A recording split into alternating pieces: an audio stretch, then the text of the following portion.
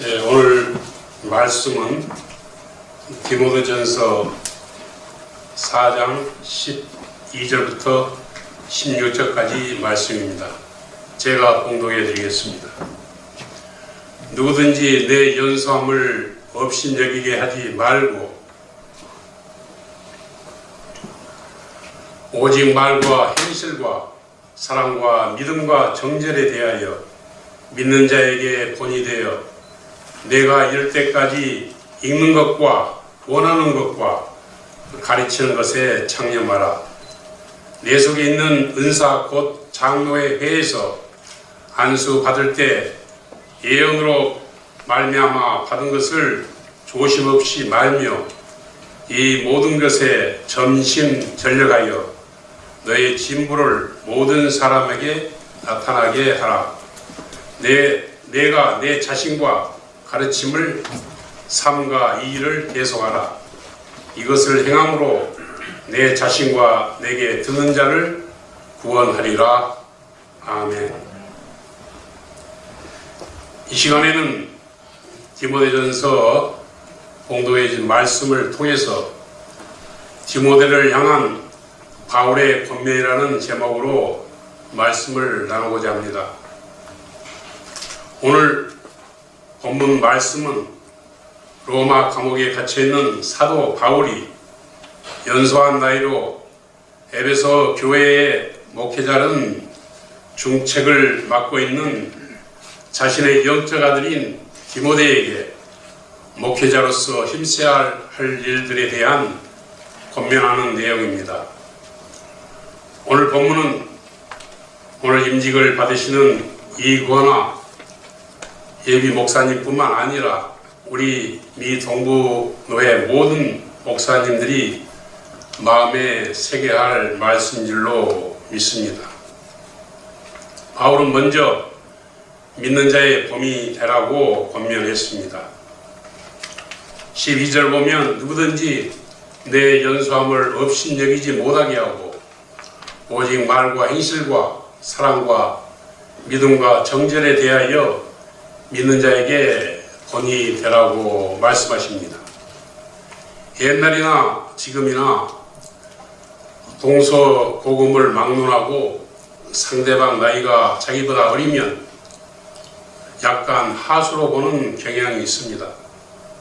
특히 남자들 사이에서 더하는데 서로 처음 만나면 약간 대화를 나누다가 상대방 나이를 물어봅니다. 그리고 자기보다 연상이면 대충 넘어가는데 만약 한 살이라도 어리면 아랫사람을 취급합니다. 이렇게 나이로 서열을 정하고 나이로 권위를 세우려고 합니다. 그런데 누가복음 2장 47절 보면 예수님께서 12살 때 성전에 올라가서 율법 선생들과 대화를 나누는 사건이 있었는데 듣는 자가 다 그 지혜와 대답을 놀랍게 여겼다고 기록하고 있습니다. 이처럼 나이가 어릴지라도 하나님 말씀에 따라 말하고 행동하면 아무도 무시할 수 없으며 존경할 수밖에 없습니다. 성경은 디모데가 몇 살 때 에베소 교회에서 목회를 했는지 밝히지는 않지만 말씀 내용을 보면 대부분의 교인들이 디모데보다 나이가 더 많은 분들이었고 디모데도 그런 분위기에서 목회를 하며 고전을 당한 것 같습니다. 이에 대해 바울의 처방은 교인들에게 언행, 심사 모든 일에 본이 되라고 권면을 합니다. 목회자들은 공식적인 설교뿐만 아니라 사적인 담소까지 말을 주의해야 합니다. 또한 자신의 삶의 방식을 포함해서 다른 사람과의 관계되는 모든 행동에도 주의를 해야 합니다. 또한 항상 아가페적인 사랑을 추구해야 하고 하나님에 대한 전적 신뢰를 보여야 합니다. 그리고 도덕적으로도 순결해야 합니다. 요즘 세상 사람들이 목사를 먹사라고 부르기도 하고 기독교를 도교라고 부르기도 합니다. 이 모든 것은 목사인 우리들이 제대로 본이 되는 삶을 살지 못했기 때문입니다. 우리의 목자 되시는 예수님께서는 항상 하나님의 말씀만 따라 사셨으며 불쌍한 과부와 고아와 병든 자를 보살펴 주셨습니다. 또 자신은 머리 둘 곳조차 없는 빈곤한 삶을 사셨지만 언제나 사랑이 넘치셨습니다. 이처럼 우리들은 예수를 본받는 삶을 살아야 되겠습니다. 예수님께서 자기 스스로 아무것도 아니하시고 오직 자신 안에 계신 하나님의 말씀만 따라 사셨다고 말씀하십니다. 그러므로 우리들도 우리 안에서 말씀하시는 예수님의 음성을 들으며 예수님의 삶을 본받아 살면서 믿는 자의 본이 되는 우리 모두가 되기를 주님의 이름으로 축원합니다. 두 번째, 바울은 읽고 가르치는 것에 창념하라고 권면했습니다. 13절 보면 내가 이를 때까지 읽는 것과 권하는 것과 가르치는 것에 창념하라. 여기서 창념하라는 말은 devote, 헌신하라, 열중하라, 전념하라는 뜻입니다. 그러므로 13절 말씀은 성경을 읽는 일과 또 그 의미를 풀어 생활에 적용하도록 하는 설교에 온 힘을 기울여라는 뜻입니다. 목회자의 가장 중요한 사역은 설교인 말씀 선포 사역입니다. 설교란 하나님의 말씀인 성경의 진리를 해석하고 선포해서 이 진리를 성도의 삶에 적용시키는 사역입니다. 그러므로 말씀을 선포하기 위해서는 말씀을 먼저 알아야 합니다. 즉 성경 말씀을 읽고 또 읽고 묵상해서 성경 말씀이 하나님의 말씀이요 예수님의 말씀이며 또 구원의 말씀이고 진리의 말씀이며 영의 양식임을 깨달아야 합니다. 그리고 성령으로 말미암아 기록된 말씀 안에서 말씀하시는 살아계신 하나님의 말씀을 들어야 합니다. 그리고 이 말씀을 듣고 이 말씀을 선포할 때 성도들에게 새로운 소망과 능력과 새 생명을 줄 수 있습니다. 그리고 살아계신 하나님의 역사심을 체험할 수 있습니다.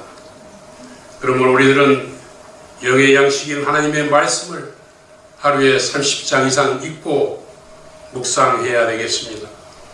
영의 양식은 육의 양식은 너무 많이 먹으면 탈이 날 수 있지만 영의 양식은 먹으면 먹을수록 우리의 영이 강건해져서 하나님의 뜻을 더 분명히 깨달을 수 있습니다. 따라서 우리 모두는 하나님의 말씀을 읽고 묵상하는 일과 가르치는 데 전념하고 또 진리신 하나님을 만나서 이 진리신 하나님을 증거하는 일에 최선을 다하는 저와 여러분이 되시기를 축원합니다. 아멘. 세 번째, 바울은 듣는 자를 구원하라고 권면했습니다. 16절 보면 내가 내 자신과 가르침을 삼가 이 일을 계속하라. 이것을 행함으로 내 자신과 내게 듣는 자를 구원하라고 말씀하십니다. 목회자의 첫 번째 사명은 성도들을 구원으로 인도하는 사명입니다. 구원이란 영원한 하나님의 생명, 즉 영생을 얻는 것을 말합니다. 원래 우리 인간들은 영원히 사는 존재들로 창조되었습니다.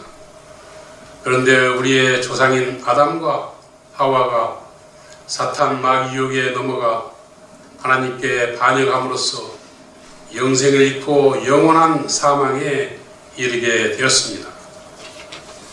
그런데 사랑의 하나님께서는 우리 인간들에게 영생을 얻을 수 있는 한 법을 주셨는데 그것이 첫 언약인 모세의 율법입니다. 이 율법은 우리의 행위로 하나님의 법을 지켜 의롭다함을 얻는 언약인데 이 율법을 지킬 수 있는 자는 아무도 없었습니다. 왜냐하면 우리 인간은 아담과 하와로부터 물려받은 죄성 때문에 우리의 육신으로는 하나님 앞에서 의로운 삶을 살 수 없기 때문입니다.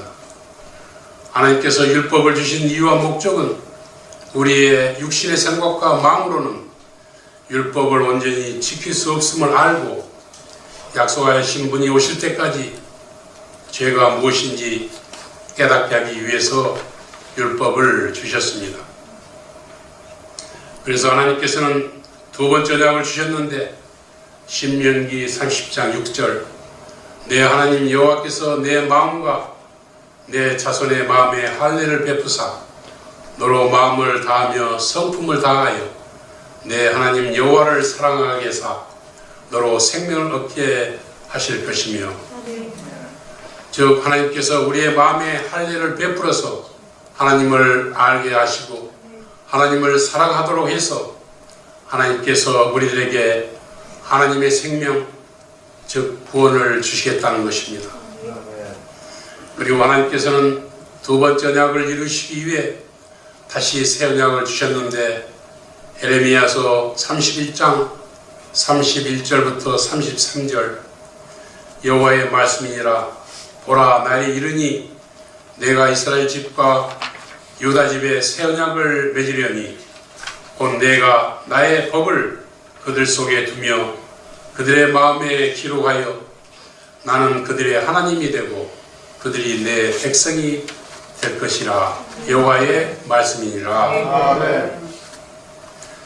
에스겔서 36장 26절 27절 또 새 영을 너희 속에 두고 새 마음을 너희에게 주되 너희 육신에서 굳은 마음을 제거하고 부드러운 마음을 줄 것이며 또 내 영을 너희 속에 두어 너희로 내 율례를 행하게 하리니 너희가 내 규례를 지켜 행할지라.